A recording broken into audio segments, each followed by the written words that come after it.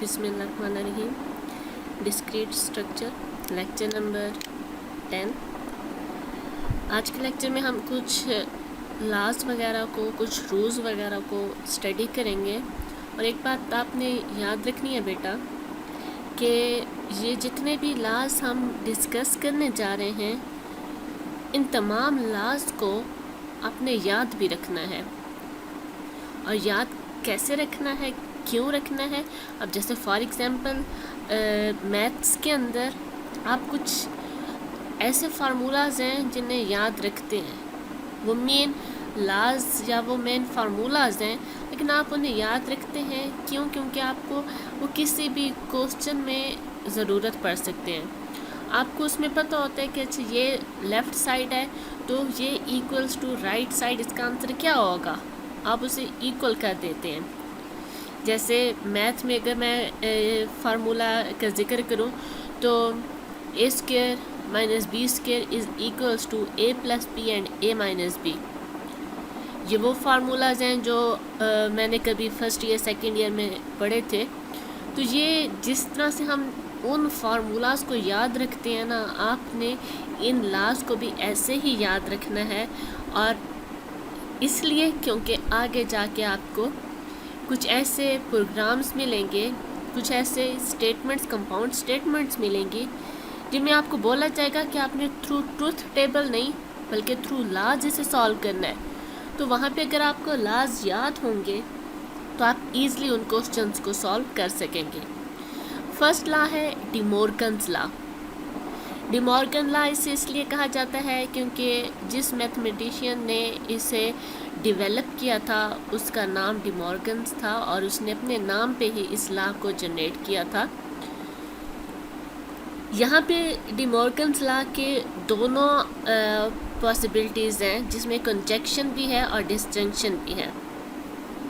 ये हमारे पास negation with conjunction और ये हमारे पास निगेशन विद डिसजंक्शन।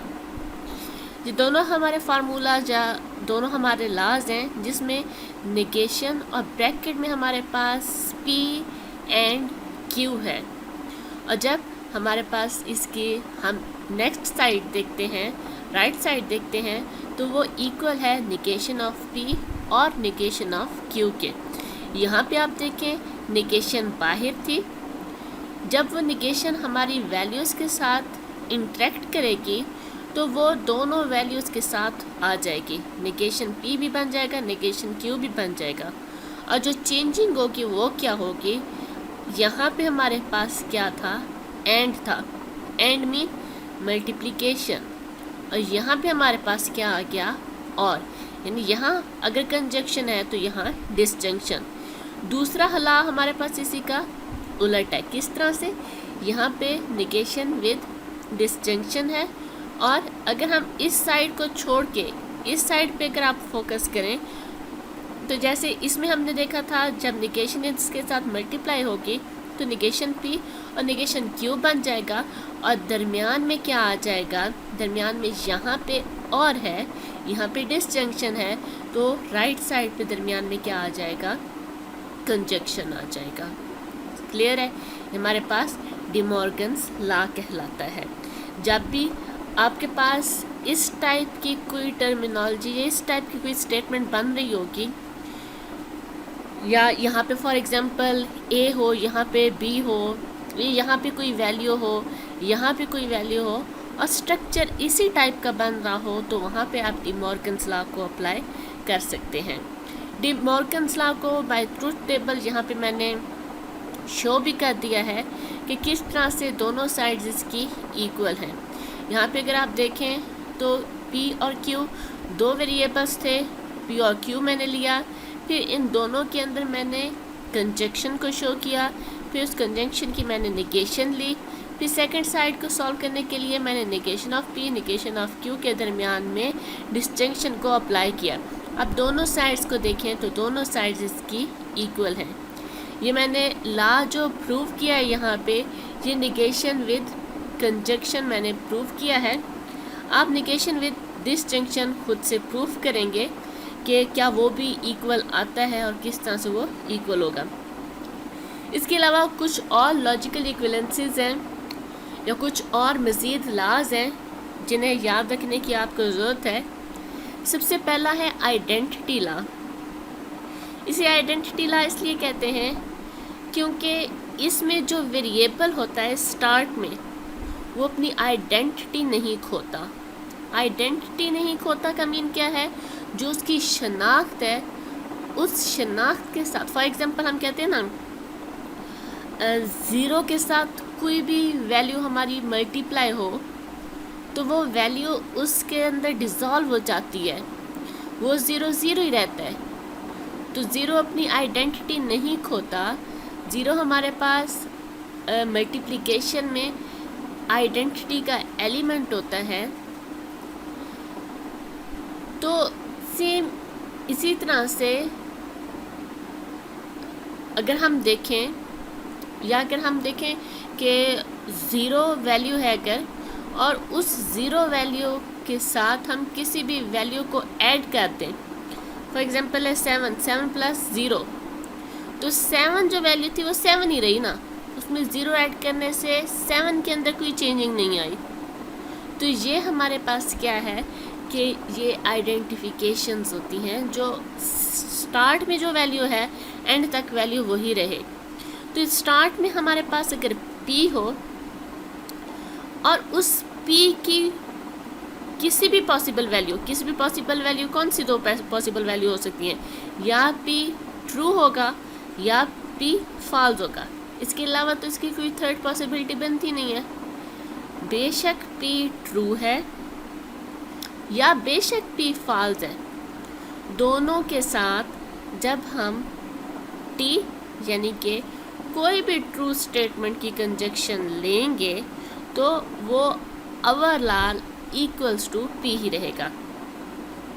इसे अगर आप बाय ट्रूथ टेबल सॉल्व करें तो आपके पास आंसर, मैं बल्कि आपको दिखा भी जैसे कि हमने देखा आइडेंटिटी लॉ में यहाँ पे एक चीज़ थी कि अगर हमारे पास इन केस p है और उस p का हम कंजक्शन लेना चाहते हैं ट्रू के साथ। अब यहाँ पे एक चीज़ याद रखनी है, p की 2 ही पॉसिबिलिटीज़ हैं, या p हमारे पास ट्रू होगा। पहली कंडीशन लेते हैं ट्रू एंड, और ये क्या रहेगा ट्रू। जब हमारे पास दोनों ट्रू हैं तो आंसर क्या आएगा, ट्रू आएगा। सही है। दूसरी पॉसिबिलिटी p की false and true, false and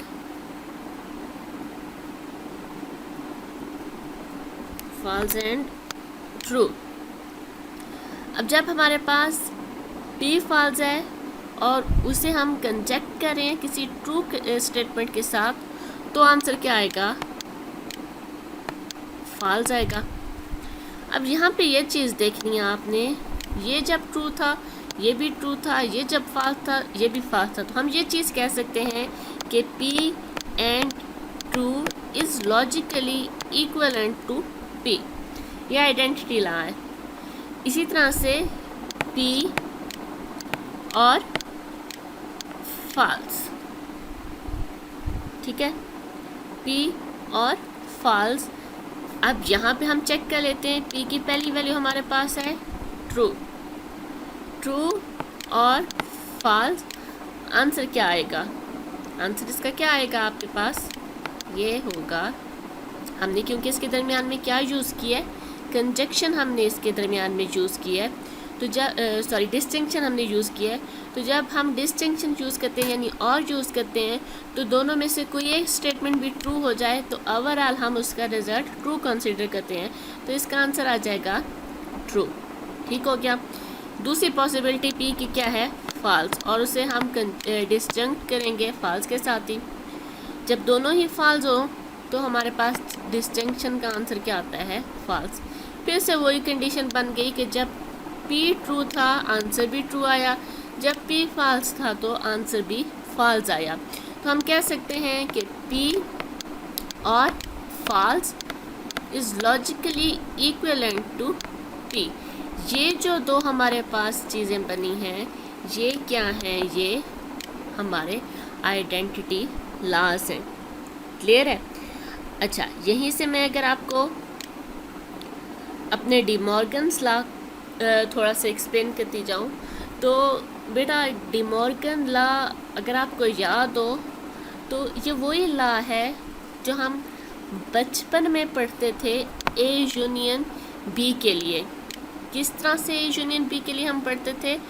यहाँ पे अगर आपको याद हो तो इस तरह से इसकी कंडीशन बनती थी, ए यूनियन बी और complement is equals to A complement intersection B complement. सही है? और दूसरी इसका हमारे पास एक लॉ होता था, A intersection B whole complement is equals to A complement union B complement.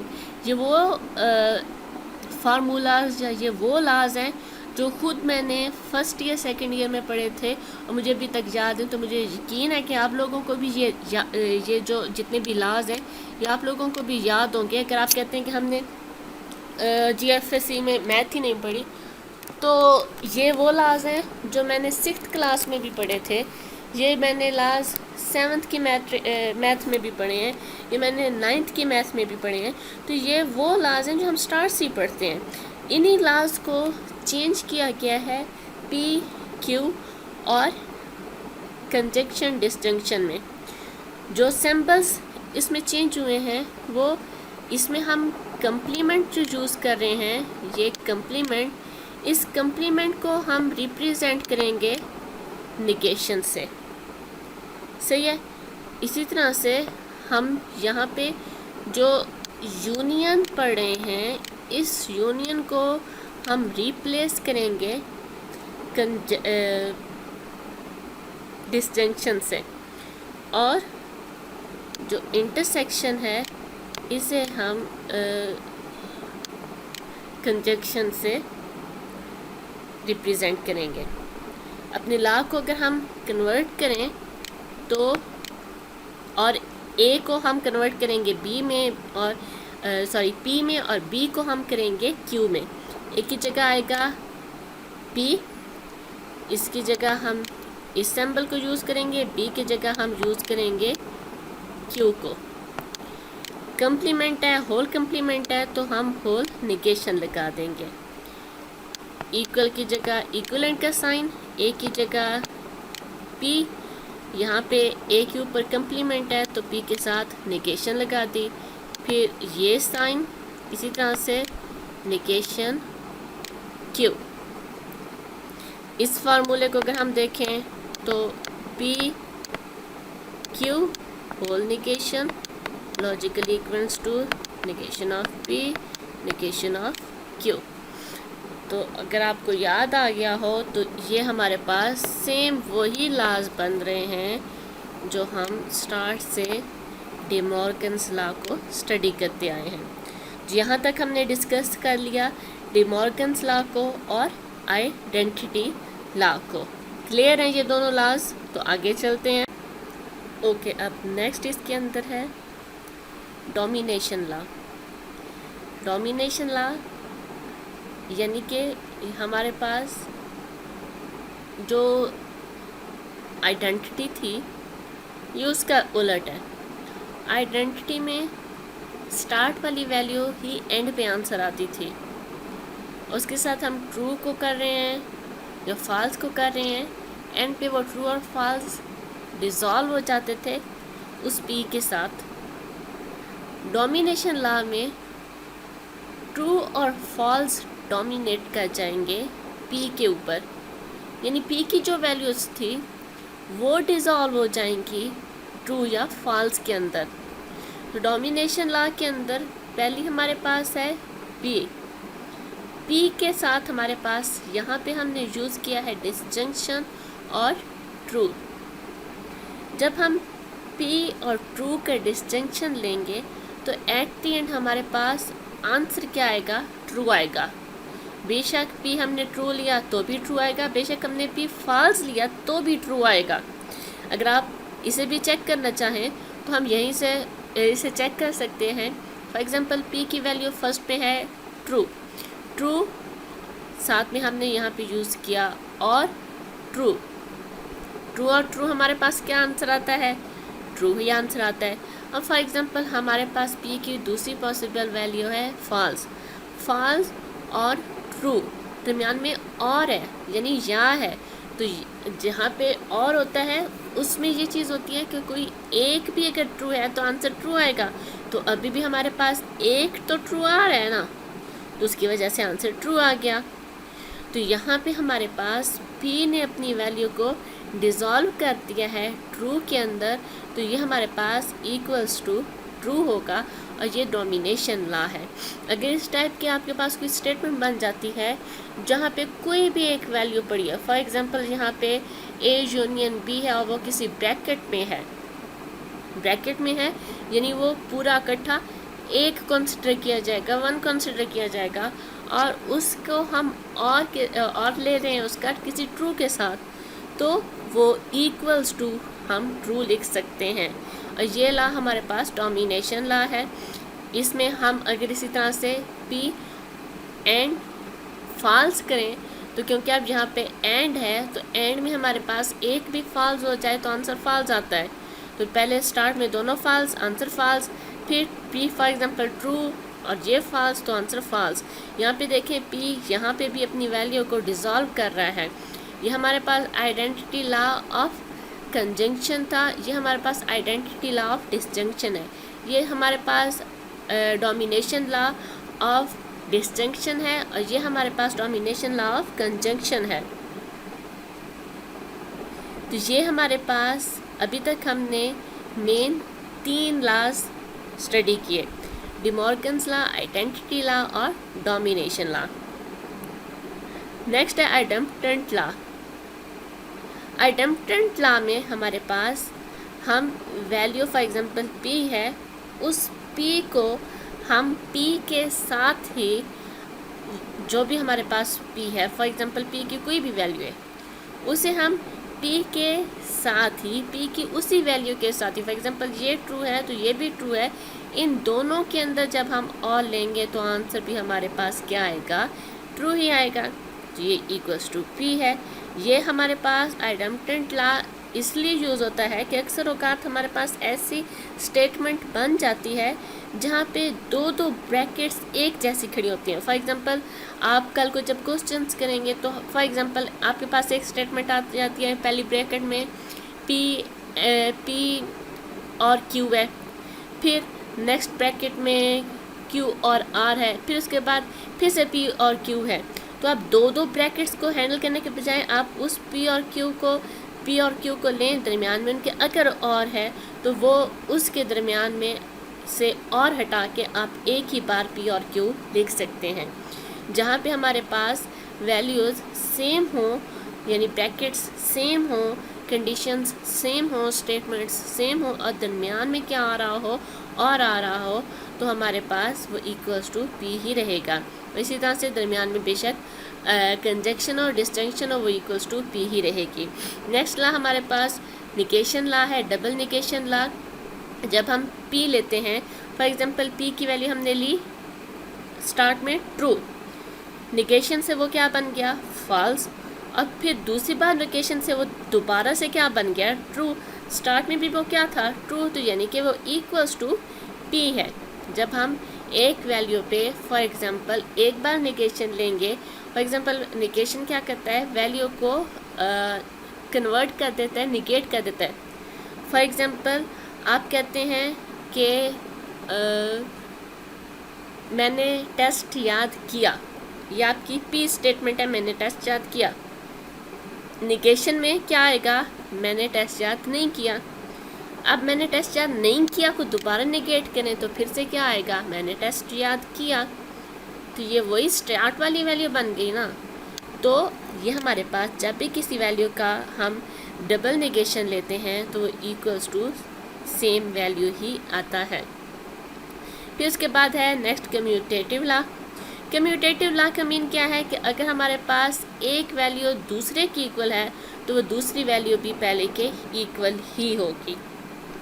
सही है। फॉर एग्जांपल मैं कहती हूँ 2 + 1 = 3, तो 3 = 2 + 1, यानी हमारे पास फॉर एग्जांपल एक साइड पे P और Q है, तो अगर हम Q और P की वैल्यू चेंज भी करते हैं तो भी ये इक्वल ही रहेंगे। P और Q are logically equivalent to Q और P। और ये भी थ्रू ट्रूथ टेबल आपने प्रूव भी कर लेना है कि अगर P और Q का आप और लें और इसी तरह से Q और P का और लें तो क्या वो वैल्यू सेम आती हैं। ये हमारे पास कम्यूटेटिव लॉ ऑफ डिस्जंक्शन था, ये कम्यूटेटिव लॉ ऑफ कंजक्शन है। ठीक है, ये हमारे पास कुछ लॉज हैं जिसमें हमने डी मॉर्गन्स लॉ देखा, आइडेंटिटी लॉ देखा, डोमिनेशन लॉ देखा, आइडेम्पटेंट लॉ देखा, डबल नेगेशन लॉ देखा और कम्यूटेटिव लॉ देखा। आपने करना क्या है, इन तमाम लॉज को, इसमें डी मॉर्गन लॉ भी मौजूद होगा, इन तमाम लॉज को आपने अपने किसी भी रजिस्टर पे पेजेस पे एटलीस्ट हर लॉ को 10-10 बार लिखना है। उसका फ़ायदा क्या होगा, आपको वो लॉज याद हो जाएंगे। 10 बार लिखने के बाद एक और काम करना है, इन तमाम लॉज को, ये 6 लॉज जो हुए हैं, इन 6 के 6 लॉज को आपने जिस भी पेज पे लिखा वो पेज आपने अपने सामने रख देना है। आपके पास 1 वीक है, आपको भी वैसे भी बहुत सारे मज़ीद लाज भी हैं, लेकिन मैं इसी वजह से अभी आपको मज़ीद लाज पे नहीं लेके जा रही ताकि आपके ये 6 लाज अगर क्लियर हों तो तभी हम आगे मूव करके जाएंगे। सही है, तो ये 6 लाज आपने अपने इस वीक में याद रखने हैं। नेक्स्ट वीक जब डाटा डिस्क्रीट स्ट्रक्चर की क्लास होगी यानी अगले बुध को, तो तब मैं आपसे इन 6 लॉज का टेस्ट लूँगी। इन 6 लॉज को आपने रट लेना है। इन लॉज में कोई कन्फ्यूजन है, कोई पॉइंट समझ नहीं आया तो आप मुझसे भी पूछ सकते हैं। ज़्यादा बेहतर है इन तमाम लॉज को एक बार थ्रू ट्रूथ टेबल आप प्रूव भी कर लें। P की वैल्यूज़ वही सेम 2 रहनी है, ट्रू और फॉल्स, उनके अगेंस्ट आपने इन तमाम वैल्यूज़ को चेक करते जाना है। सही है, इंशाल्लाह हम नेक्स्ट वीक में नेक्स्ट कुछ मज़ीद लॉज को स्टडी करेंगे। ओके क्लास, अल्लाह हाफिज़।